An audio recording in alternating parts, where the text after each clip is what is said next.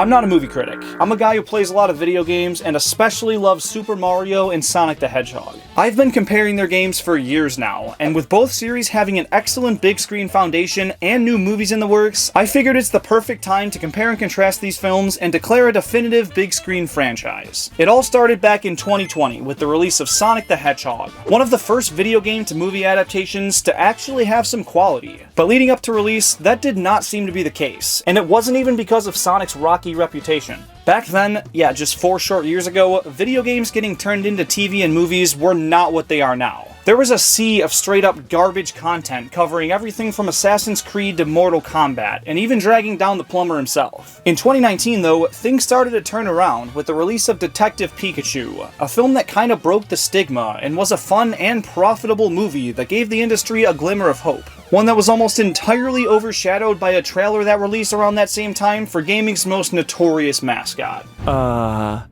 Meow?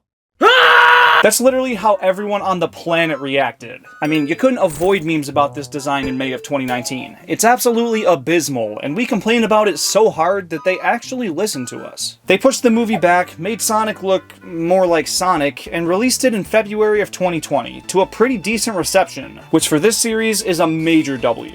I don't want to dive into these as standalone films though. Instead, let's take a step back and talk about how each movie franchise establishes their cinematic universe. We'll start with Sonic. Instead of creating a world that takes place in its own little self-contained bubble, it takes the character of Sonic and throws him into the quote-unquote real world. Now, this premise for movie adaptations is overused, and normally doesn't work out that well. But to my surprise, this is one of the few exceptions, and that's mostly because of how well they set up Sonic himself. This isn't exactly the same character we've seen in the games. He keeps his iconic wit and determination, but this is a much younger version of the character, and that lends itself to the premise way better. Him being so excited to try out everything Earth has to offer works way better when you see him as a curious child, and that explains why Tom's so willing to help him. If he was portrayed as this unstoppable alien force with the ultimate power, why would some random guy help him? Now, if he's a naive little kid, that makes more sense. The first movie spends a lot of time trying to make this premise work, and focuses mainly on building the relationship between Sonic and Tom, and to its credit, it does a decent job at that.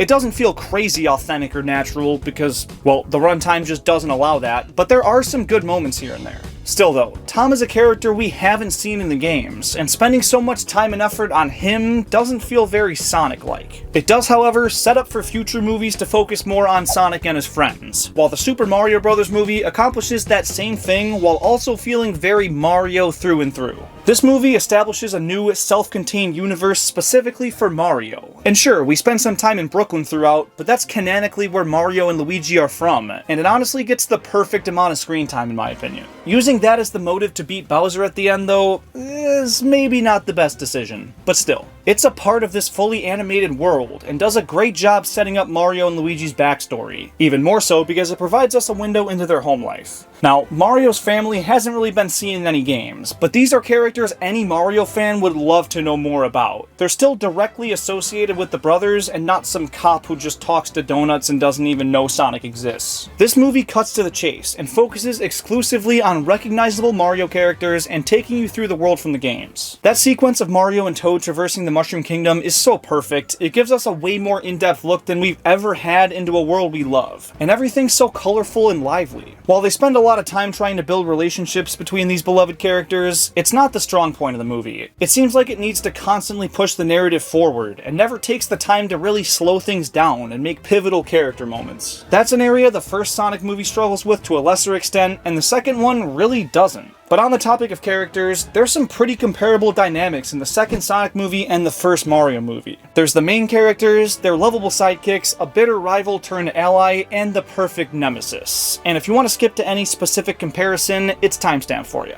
Mario's character is handled phenomenally in this movie. He's portrayed as brave, a great brother, and a guy who just doesn't know when to quit. But they kinda downplay his importance at first. Who's he? He's not important! The movie's named after him, the you mean? He is just a plumber from Brooklyn, so it makes sense he's not really respected in this other world right away, but it makes Peach feel more like the main character at times. She's better than Mario at platforming, is way more knowledgeable about the world, and she's taken way more seriously throughout the movie. But that serves to give Mario a good arc, where he overcomes everything and comes out the hero we know and love him as, so I think it works in the movie's favor. And similarly, Sonic in the second movie starts out as very unskilled, untrained, and unworthy. By the end though, he proves himself to be a much more capable hero. As I said earlier, this version of Sonic is a lot younger than we normally see him, and that leaves a lot of room for him to grow up in this franchise. He didn't have any of his friends from the games to start this movie, and by the end, we got the entire Team Sonic back together. But let's talk about that lovable sidekick. Miles Tails Prower! But first, this guy. We're introduced to both Mario and Luigi in their plumbing commercial, which is fantastic, and from their first interaction in the Punch-Out Pizzeria, their dynamic is understood. Luigi's kind of an awkward but charming goofball, and Mario's more of a confident leader that stands up for himself and his brother. These guys are both underdogs, but where one faces the adversities head-on, the other's more cowardice, and that's fully exploited by which direction the tunnel takes him. Luigi's thrown to the Badlands to emphasize both his lack of courage and his dependence on Mario, and Mario's thrown to the Mushroom Kingdom, where he storms right to the leader, tackles obstacles he's nowhere near skilled enough to overcome, and takes on greater and greater challenges, despite never having an advantage. Luigi becomes the damsel in distress in this movie, and in his one moment to prove himself as an independently capable guy, he fails and falls to his death, only to be saved by, you guessed it, Mario! Then in the final battle, he hides in a trash can until Mario stands up to Bowser and nearly gets himself killed, where he finally steps up and comes in clutch with the save. But still, that's hardly overcoming his dependence. The source of his courage was his brother's near death, and honestly, I was hoping for more of a turnaround from him. In my opinion, Tails was done a lot better. Not only was he introduced separately from Sonic, but he proved himself as a capable sidekick again and again, and he even played a big part in defeating Eggman in the end. While he's not as powerful as Sonic or Knuckles, his brains were equally valuable throughout the film, and that's more than we can say for Luigi in the Mario movie. Tails was never dependent on Sonic, and sure, he looked to him for help here and there, but that's what teammates do. Sonic needed him just as much, if not more. They set up Luigi to have an arc just like Tails did in Sonic Adventure, where he overcomes his dependence and contributes to saving the day, but then he just doesn't. Maybe that leaves the door open for the sequel, but I don't think they'll go that route. There's gonna be so many new characters and plot points that it seems unlikely to be set up that well again. Honestly, he's not even sidekick caliber in this movie. I'd even argue Peach better fits that role, and comparing her to Tails is a lot more equal. She holds her own at the wedding when Mario's presumably dead, she's the navigator on their trip to the Kong Kingdom, and as I said earlier, she's a lot more physically capable than Mario. And just like Sonic and Tails, Mario and Peach meet for the first time in this movie, but their relationship isn't built nearly as well. OMG, you're a human too? Yeah, I've always been good at platforming. Big world, isn't it, bruv? Oh boy, you're a turtle. Okay, the fire flower scene was pretty good, but it still felt really rushed. Sonic and Tails' adventure is way more action-packed, and them overcoming obstacles together is what builds their relationship, where Peach just kinda goes to watch Mario get his ass beat. But what about how that ape goes from beating ass to being an ally? Kinda reminds you of another character dynamic, huh? Knuckles' character in the second Sonic movie is the best version of him we've seen since the 90s. Over the years, he got dumbed down into, well, the dumb guy, and this movie doesn't take that cheap way out, and instead shows him as a very focused brute who's both easily manipulated and oblivious to social cues. He was never an idiot, he's from a different world and doesn't know Earth's customs, and he comes from a culture based on honor, which explains why it was so easy for Eggman to trick him. Sonic and Knuckles becoming allies and later friends feels more natural than any other dynamic in either of these film franchises. Having equally tough backstories and strong motivations makes their friendship in the end feel way more deserved and rewarding to watch unfold. And this is pretty much the antithesis of the Mario-Donkey Kong relationship. They start out enemies, fight at times throughout the movie, and join forces in the end to stop a greater force. Except the Mario movie doesn't build characters anywhere close to as well. This movie's pacing is just way too fast, and there's moments that they could have spent an extra 30 seconds on and it would have felt way more complete, but they just don't. Like when they're eaten by the eel, they have this moment that they're being vulnerable with each other and talking about their desire to make their dads proud, and instead of leaning into this to make their alliance feel more genuine, they move past the conversation at breakneck speeds and just keep the story moving forward, and it felt really jarring. This movie's pacing overall felt all over the place. It's almost like they were scared to sit on any one moment for too long, except for when developing Bowser's love for Peaches, peaches, peaches, peaches, peaches. Jim Carrey's Dr. Eggman and Jack Black's Bowser are both perfect big screen adaptations for these iconic villains. They're both the biggest names in their respective movies, and bring such an energy and charisma to these characters. Jim Carrey's gesticulations and just fucking oddities fit perfect with the quirky Ivo Robotnik, and while I wish they just put him in a fat suit, Jim Carrey plays characters that are a bit off the deep end a little too well. Always nice to hear that you got the vibe of a sociopath. If I'm being honest, he's just the better villain. Not that Jack Black does a bad job, he's the best casting in the movie and he kills it. But Eggman is just much better written. Bowser's main motive being marrying Peach wasn't exactly what I expected, and it kinda takes away from the credibility of his plan. He could easily destroy the Mushroom Kingdom and take over the world, but he doesn't in the hopes of fulfilling his obsessive lust with Peach. Eggman, on the other hand, has no such weakness, and feels like a much more threatening and intimidating enemy because of it. He's still a goofy villain, at his best he's portrayed that way. He'll blow up the moon and just scratch his ass. And when you strip that away from him, he becomes that. None of that, please. Jim Carrey rides the line between being too serious and too silly flawlessly, and I don't think there's anyone that could play this character in live action any better. I said live action, Mike, don't be mad. Just wanted to let you know, we like Jim Carrey better.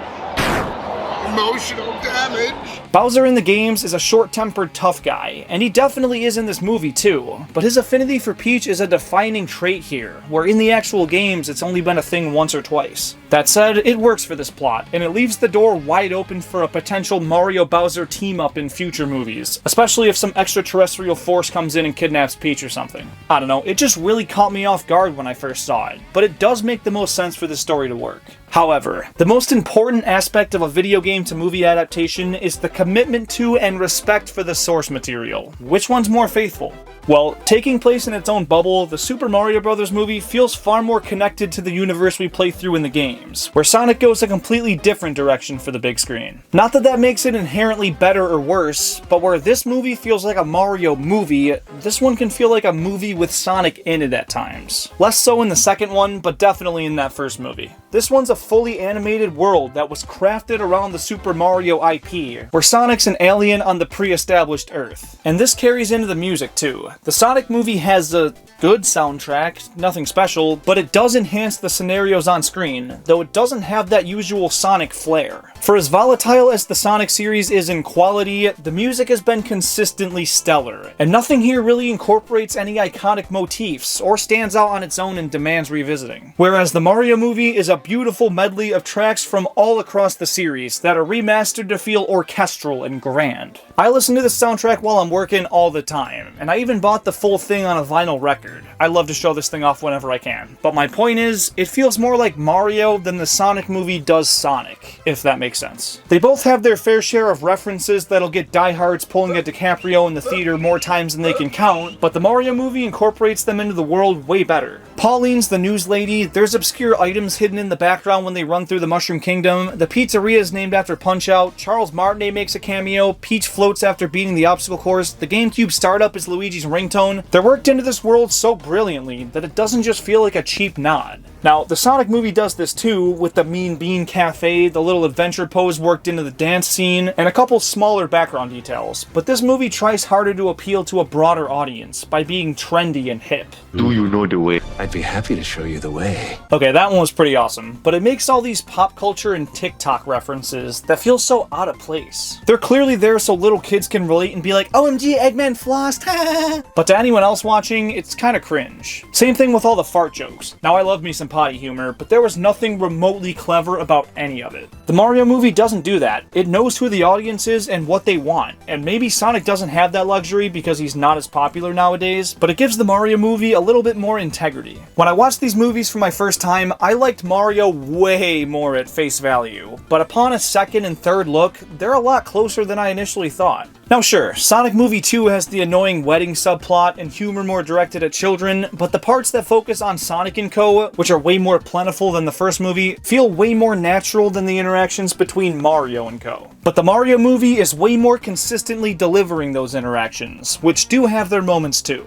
So, which one's the definitive video game adaptation? I'll cast my vote here in a second, but I'm gonna leave the verdict up to you guys. As this video goes live, I'm over in Milwaukee at Midwest Gaming Classic, and I'm hosting a poll there to see which one the public likes better. I'm also on the bonus stage on Sunday at 12:30 talking about that very same thing, and it would mean so much to me if you could make it. I know not everyone can go, I know it's expensive to travel, so if you can't make it to Milwaukee, comment down below I vote Mario or I vote Sonic, and I'll count your votes in with the tallies. I'll be posting a YouTube short here on April 14th announcing the winner, so if you don't want to miss it, please turn on notifications to make sure I let you know. As for my vote, I'm casting it for the underdog here, Sonic the Hedgehog. I feel like the Mario movie is going to get a lot more votes because, well, more people like Mario than Sonic, so I want to give it a little bit of a helping hand here. Also, I do think the Sonic movie 2 was a little bit more enjoyable, so there it is.